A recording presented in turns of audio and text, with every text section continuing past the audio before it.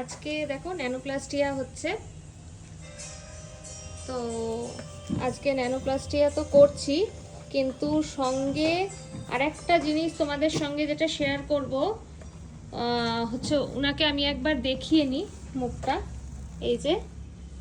আর ওনার জন্য অপেক্ষা করছে আমাদের স্যালনে অনেক বড় একজন মানুষ, আমি দেখাচ্ছি, এই যে যাচ্ছি আস্তে আস্তে।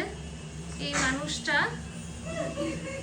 ওনার জন্য অপেক্ষা করছে বসে, ঘুমিয়ে পড়েছিল, উঠে এখন অপেক্ষায় আছে ওর মায়ের কখন হবে।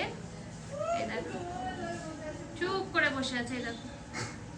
তো কেমন লাগলো আজকে নিহারিকার ছোট্টখাট্ট একটা ব্লগ, অবশ্যই তোমরা কমেন্ট করে জানিও। মানে যিনারা করছেন তাদের সঙ্গে বাড়ির লোকেরও একটা অনেক বড় ভূমিকা আছে, যে তাদেরকে করতে দিচ্ছে। তো চলো